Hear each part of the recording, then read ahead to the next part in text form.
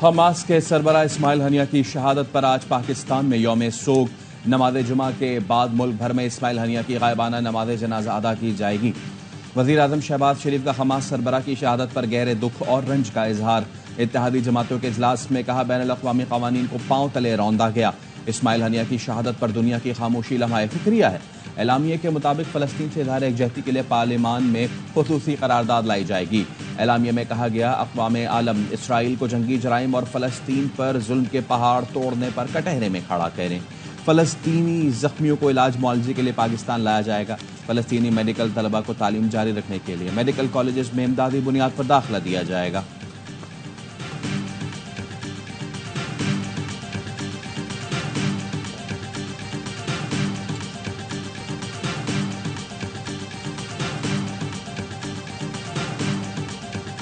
Hamas के सरबराह Ismail Haniyeh शहीद को आज नमाज जुम्मा के बाद दोहा के कब्रिस्तान में सुपुर्द खाक किया जाएगा। तेहरान में शहीद इस्माइल हनिया की नमाज जनाजा गुज़श्ता रोज़ अदा की गई। ईरानी सुप्रीम लीडर आयतुल्लाह खामनाई ने इस्माइल हनिया और उनके मुहाफ़िज़ वसीम की नमाज जनाजा पढ़ाई। फ़लस्तीन का परचम और इस्माइल हनिया की तस्वीरें उठाए। हज़ारों अफराद की नमाज जनाजा में शिरकत। ईरानी सुप्रीम लीडर आयतुल्लाह खामनाई ने इसराइल पर बराह रास्त हमले का हुक्म दे दिया।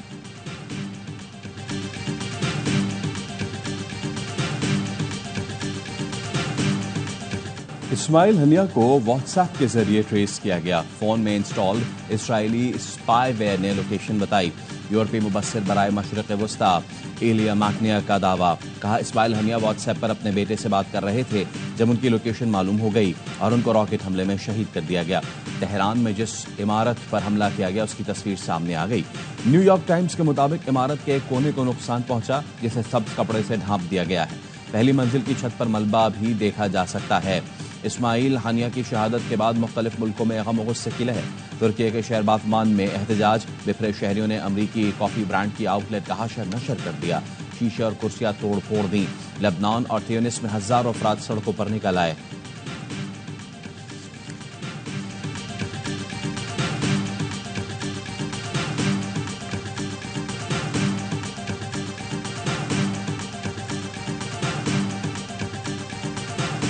Working to ensure that Afghanistan never serves as a launching pad for terrorist attacks against the United States or our allies. We are cooperating with partners and allies, and including by working with partners to counteract terrorist recruitment efforts. Afghanistan से दहशतगर्दी के उभरते खतरात रोकने के लिए काम कर रहे हैं। इत्तेहादियों के ताउन से यकीनी बनाएंगे कि अफगानिस्तान दहशतगर्दी का लॉन्च पैड न बने। नायब तर्जुमान अमरीकी महकमा खारिजा की ब्रीफिंग। वेदांत पटेल ने कहा, सिख रहनुमा गुरपतवंत सिंह पर हमले की कोशिश पर आला सतह पर भारतीय हुकूमत से बराह रास्त इजहार तशवीश किया। हमले की कोशिश में सरकारी एहलकार की मुबैना किरदार पर भारतीय हुकूमत से जवाबदही की तवक्को है।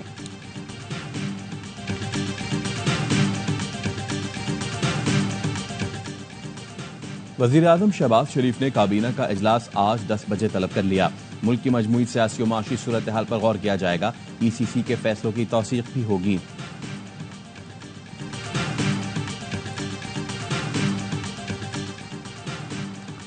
कराची के बिजली सार्फिन अगस्त में इजाफी बोझ के लिए हो जाएं तैयार।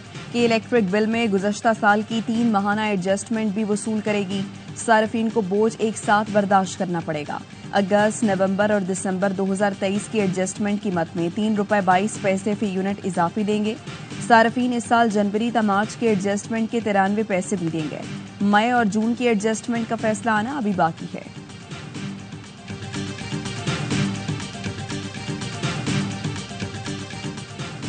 IPPs पर ताजरों ने सदर मुमलिकत से मदद मांग ली। साबिक निगरान वज़ीर तिजारत गौहर एजाज की सरबराही में ताजिर तंजीमों के वफ्द की मुलाकात। सदर मुमलिकत ने कैपेसिटी चार्जेस का मुत्तफ़िका हल तैयार करने की तजवीज़ दे दी। गौहर एजाज ने कहा, तवानाई की कीमतों के मामले में मदाखलत करें। सनतों कारोबारी इदारों को दरपेश मसाइल के हल में सदर अपना किरदार अदा करें। सदर जरदारी ने मुताल्लिक़ा हल्कों के सामने मामला उठाने में ताउन का यकीन दिलाया। कहा, कारोबारी इदारों को दरपेश मसाइल से आगाह हूं।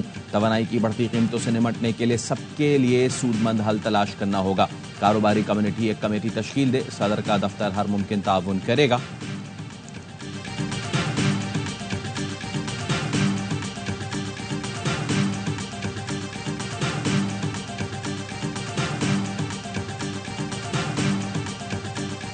लोगों के मफाद पर आईपीपीज को तरजीह नहीं दी जाती। किसी आईपीपीज का मालिक मामा या चाचा नहीं लगता। हुकूमत ज्यादा बैंड बाजा नहीं बजा रही बल्कि खामोशी से संजीदा काम कर रही है। वजीर तवानाई ओवैस लगारी कहते हैं आईपीपीज का मामला इतना सादा होता तो गौहर एजाज बतौर वजीर खुद हल कर लेते। हुकूमत ने ऐसा कोई कदम नहीं उठाना कि आलमी अदालत इंसाफ में चैलेंज हो। आईपीपीज से मुताल्लिक रिपोर्ट पीटीआई दौर में आई थी। उन लोगों ने कहा रिपोर्ट तसल्ली बख्श नहीं। इसके बावजूद अधूरी रिपोर्ट आलमी सालिसी अदालत भेज दी गई। नामुकम्मल रिपोर्ट आलमी अदालत में भेजने का मकसद था कि फॉरेंसिक ऑडिट न हो सके।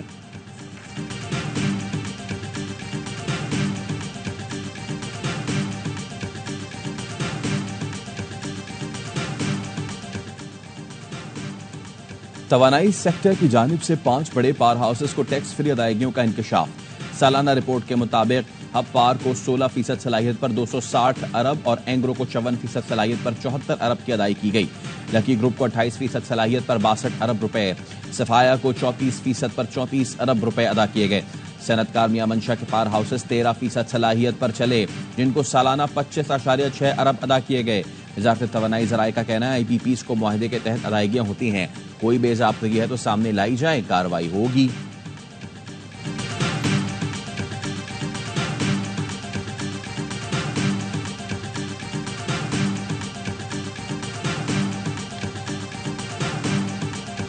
दो मुज़ाकरात के बाद सोच में पड़े हुए हैं।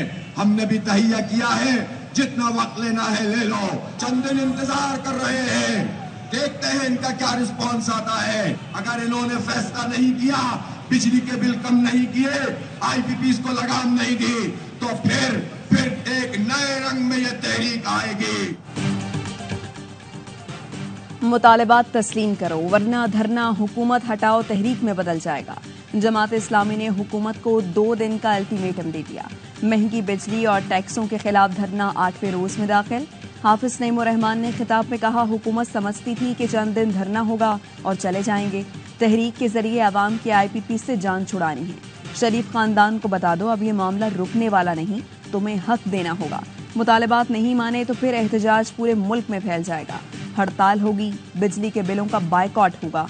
आवाम धरने से उम्मीद लगाकर बैठे हैं कि उनको हक मिल सकता है। वजीर इत्तलात अता तारड़ कहते हैं आईपीपीज का मसला सियासी नहीं, मामले पर मुशावरत जारी है। जमात इस्लामी एहतजाज खत्म करे, आए बैठें और बात करें। सस्ती बिजली सबका एजेंडा है। कुछ लोग इस मामले को सियासी मकासद के लिए इस्तेमाल करना चाहते हैं।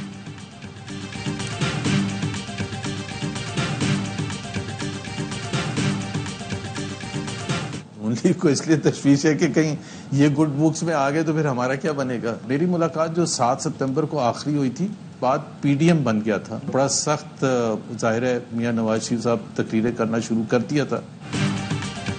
नून लीग को तकलीफ है कि बानी पीटीआई गुड लिस्ट में आ गए तो हमारा क्या बनेगा। साबिक लीगी रहनुमा मोहम्मद जुबैर कहते हैं नवाज शरीफ समेत पूरी पार्टी ने मिलकर इख्तदार के लिए बानी पीटीआई को हटवाया।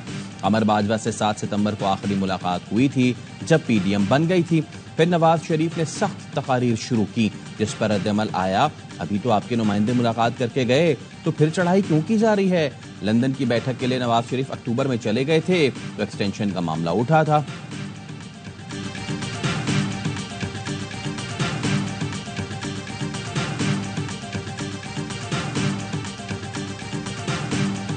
नून लीग फौज और आवाम में फासले बढ़ा रही है। ऑपोजिशन लीडर उमर अयूब का कहना है नवाज शरीफ जस्टिस बंदयाल के दौर में वापस नहीं आए।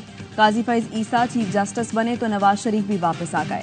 मुतालबा किया चीफ जस्टिस सुप्रीम कोर्ट बानी के मुकदमे न सुने। सुप्रीम कोर्ट के चीफ जस्टिस हमारे केस न सुने।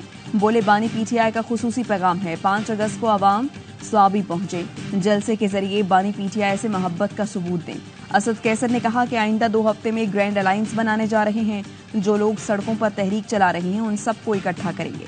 तमाम जमातों से राबते और मुशावरत होगी। फैसला किया है तमाम सियासी कैदियों की रिहाई के लिए आवाज उठानी है।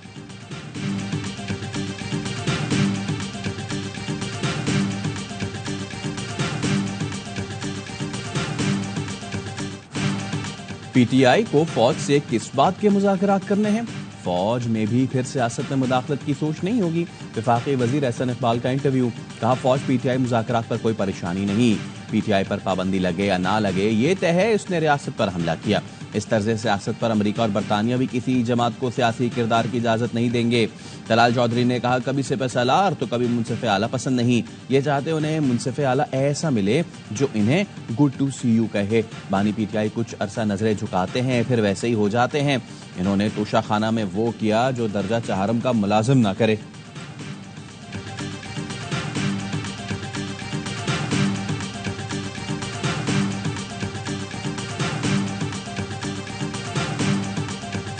अरशद शरीफ कत्ल केस के खुद नोटिस समाअत के लिए 5 रुकनी लार्जर बेंच तश्कील। जस्टिस जमाल खान मंदोखेल की सरबराही में 5 जजों की दस्तयाबी पर केस की समाअत करेगा। दीगर जजों जस्टिस मोहम्मद अली मजहर, जस्टिस आयशा मलिक, जस्टिस हसन अजहर रिजवी और जस्टिस अतहर मिनल्लाह शामिल हैं।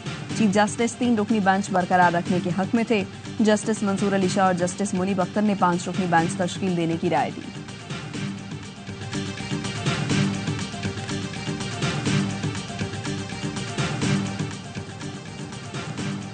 गवादर में इंतजामिया और बलोच एकजहती कमेटी के मुज़ाकरात कामयाब। वज़ीर दाखिला बलोचिस्तान ज़ियाउल लागू कहते हैं, एहतजाज के दौरान हुकूमत, इंतजामिया और इदारों ने तहम्मुल का मुजाहरा किया। मुज़ाकरात के बाद जारी एलामिये के मुताबिक आज से सूबे की तमाम कौमी शराइ खोल दी जाएंगी। मोबाइल नेटवर्क जल्द बहाल, तमाम रास्तों से रुकावटें हटा दी जाएंगी। बलोच एकजहती कमेटी धरना खत्म होने के बाद गिरफ्तार अफराद को रिहा किया जाएगा।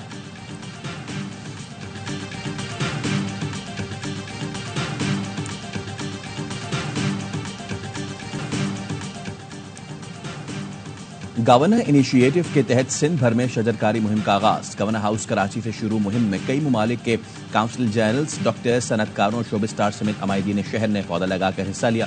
गवर्नर सिंध ने जल्द IPPs का मामला हल होने की नवीद भी सुना दी। कहते हैं, जमात इस्लामी गेट पर धरना देकर कारोबार मुतासिर और शहरियों को तंग ना करे, उनके लिए गवर्नर हाउस के दरवाजे खुले हैं।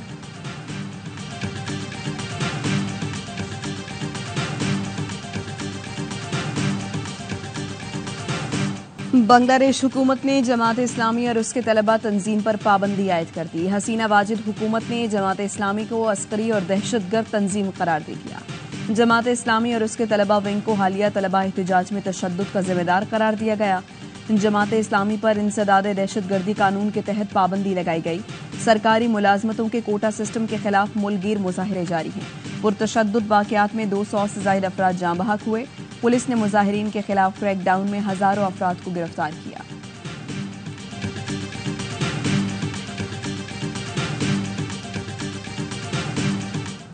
बरतानिया में साउथ पोर्ट वाक़ये के बाद पुरतशद्दुद मुजाहिरे। वज़ीर आज़म का स्टारमर ने सोशल मीडिया कंपनियों, गलत मालूमात फैलाने वालों को आड़े हाथों ले लिया।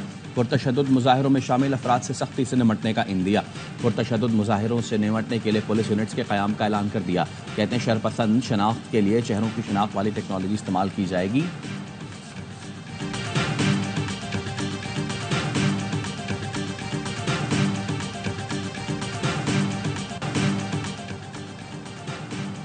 कांग्रेस में पाकिस्तान कॉकस की चेयरपर्सन शीला जैक्सन ने की ह्यूस्टन में आखिरी रसूमात अदा। गिरजाघर में मुनाकिदा तकरीब में खिराज अकीदत पेश किया गया। नायब सदर कामला हैरिस, साबिक सदर Bill Clinton, Hillary Clinton, Pakistani नयाद डेमोक्रेट रहनुमा doctor Asif Riaz Kabir, council general Aftab Chaudhry, community रहनुमा तनवीर अहमद भी शरीक हुए। डॉक्टर आसिफ रियाज कबीर कहते हैं, शीला जैक्सन ली ने हर नागहानी आफत में पाकिस्तान की मदद की। इंतकाल से पाकिस्तान सच्चे दोस्त से महरूम हो गया।